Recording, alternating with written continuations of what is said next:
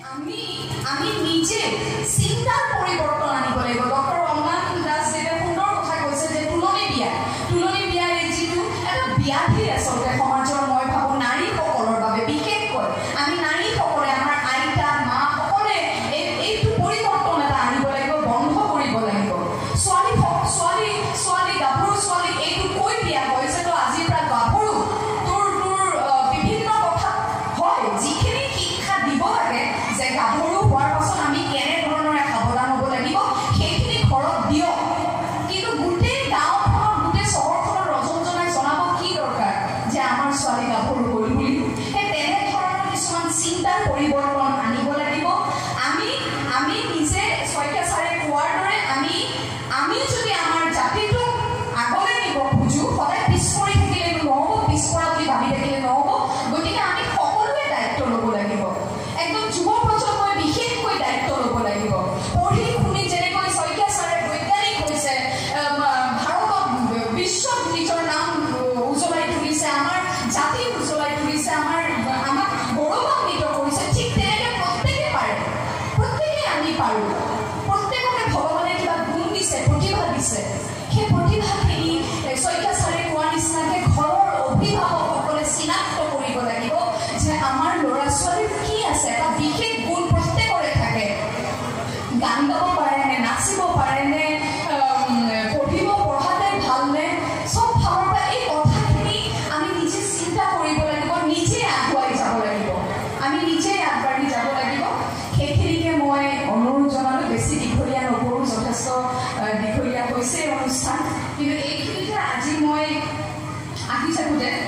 সতীৰ ৰাধিকাৰ বিষয়ে আৰু বহলভাৱে আলোচনা কৰিছোঁ কাৰোবাৰ লগত পঢ়িছোঁ কিবা কিবি তেতিয়া মই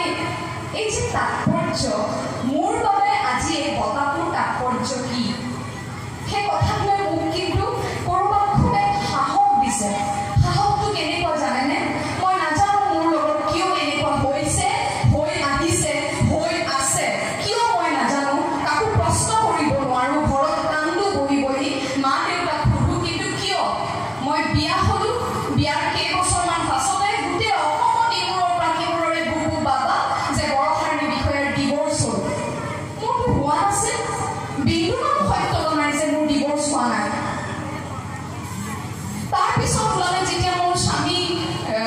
ঢুকালে তেতিয়া ওলালে মোৰ স্বামী আচলতে পৰিছিলে ঘৰতে পিছত খাই পৰি ব্ৰেইন হেমাৰেজ হৈছিলে তেওঁ হস্পিটেল গৈ নেপালেগৈ মই তেতিয়া থিয়েটাৰৰ আখৰত আছিলোঁ কিন্তু মই শুনিবলৈ পালোঁ পিছতো শুনো কোনোবাই কয় বোলে কিডনী ফেইল কোনোবাই কয় বোলে ছুইচাইড কৰিছে কিয় এই উৰা বাতৰিবোৰ তাতোতকৈ ডাঙৰ কথা মোৰ স্বামী ঢুকাইছে 6 মাহ হৈছে 6 মাহৰ পিছতে গোটেই অসমৰ আকাশে বতাৰে ইমূৰৰ পৰা ইমূৰলৈ প্ৰত্যেকৰে মুখে প্ৰত্যেকৰে বুলি মই নকওঁ বহুতৰে মুখে এটাই কথা যে বৰষাৰণী বিষয়াৰ হেনো অমুকৰ লগত বিয়া আৰু বিভিন্ন যথেষ্ট কথা পাতে কিয় ওলাইছে এইবিলাক কথা মই কি কৰিলোঁ য'ত বিন্দুমান সত্যতা নাই ঘৰত মই মা দেউতাৰ আগত কান্দো মই কওঁ মই কেনেকৈ কওঁ মানুহক চিঞৰি যে এইটো মিছা কথা এইটো অসত্য ইয়াৰ সত্যতা নাই বিন্দুমান সত্যতা নাই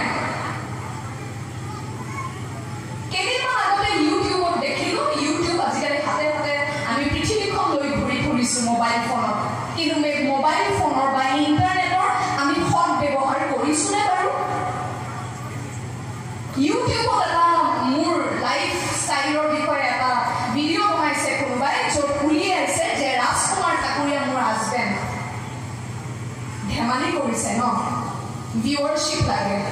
বহুত ভিউৱাৰশ্বিপ লাগে ধেমালি কৰিছে তেওঁলোকে কিন্তু কষ্ট পাইছোঁ মই মোৰ স্বামী ঢুকাইছে যদি মোৰ স্বামীৰ ফটো নাই সেইটো স্থানত ৰাজকুমাৰ ঠাকুৰীয়াৰ ফটো দিয়াৰ কাৰো অধিকাৰ নাই এনেকুৱা ধৰণৰ কিছুমান ঘাত প্ৰতিঘাত পাৰ কৰি তথাপিও সাহসেৰে আগুৱাই গৈ আছিলোঁ কিন্তু শেহতীয়াকৈ যেতিয়া ইউটিউবত এইটো দেখিলোঁ ফেচবুকত মই এটা ষ্টেটাছ দিছিলোঁ কিন্তু কোনোবাই অনুৰোধ কৰাত মই ডিলিট কৰি দিলোঁ যে মই অভিনয় বাদ দিম হয়তো অসম বাদ দিয়ে গুচি যাম কিন্তু তেতিয়া বহুত আচলতে সৰহসংখ্যক লোকে মোক ভাল পায় এয়া এমুঠি মানুহ আছে যি অসুখীয়া বেমাৰী মই ফুটও কৰোঁ এনেকুৱা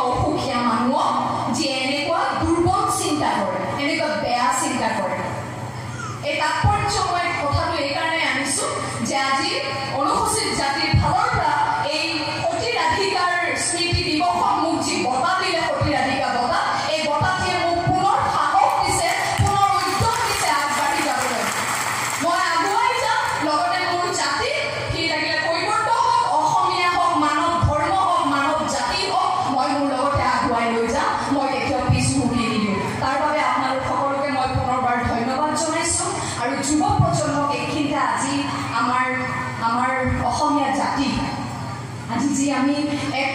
সন্ধিক্ষণত আহি পৰিছোঁ, জাতিৰ ভাবুকি, জাতিৰ অস্তিত্বৰ ভাবুকিত আহি পৰিছোঁ। এই নাগৰিকত্ব সংশোধনী বিধেয়কখনৰ আমি যিটো সময়ত প্ৰতিবাদ কৰি আছিলোঁ সকলোৱে মিলি, সেইখিনি সময়তে এনেকুৱা নৃশংস এক কাণ্ড হৈ গ'লে অসম ভূমিতে অসমীয়াৰ বুকুত নীলোৎপল দাস আৰু অভিজিত নাথ দুজন নিৰীহ যুৱকক মাৰি মাৰি কোবাই কোবাই হত্যা কৰা হ'ল। তাতোতকৈ দুখ লগা কথা হৈছে ভিডিঅ'টো মই চাব নোৱাৰিলোঁ, অকণমান চাইছিলোঁ য'ত নীলোৎপল দাসে আৰ্তনাদ কৰিছিল, মই অসমীয়া বুলি, মোৰ মা অমুক, মোৰ দেউতা তমুক, মোৰ নাম নীলোৎপল দাস। তাত কিন্তু যিজনে আবহৰ এটা মাত শুনিছিলোঁ, সেই আবহৰ যিটো মাত আহিছিল ভাঙি, সেই মাতটো কিন্তু অসমীয়াই আছিল, সেই ভাষাটো কিন্তু অসমীয়াই আছিল। অসমীয়াতে কৈছিল যে দিনৰ ভাগত কিয় নাহিবি, অৰ্থাৎ কি অসমীয়াই অসমীয়াক মাৰিলে। গতিকে মই যুৱ প্ৰজন্মক হাতযোৰ কৰি অনুৰোধ জনাইছোঁ এই মঞ্চৰ পৰা, অকণমান চিন্তা কৰিবলগীয়া হ'লে সময় আহি পৰিছে যে আমি চিন্তা কৰিব লাগিব। এখন সমাজ আমি ধৰি ৰাখিব লাগিব, প্ৰত্যেকৰে দায়িত্ব আছে। এনেকুৱা নহয় যে এখন চৰকাৰে ধৰি ৰাখিব, এটা দল সংগঠনে ধৰি ৰাখিব, নহয়। আমাৰ প্ৰত্যেকৰে, যি আমি নিজক খিলঞ্জীয়া অসমীয়া বুলি কওঁ, প্ৰত্যেকৰে দায়িত্ব আছে আমি আমাৰ অসমীয়াই কেনেকৈ বচাই ৰাখিব পাৰোঁ, কেনেকৈ আমাৰ জাতিৰ অস্তিত্ব আমি জীয়াই ৰাখিব পাৰোঁ।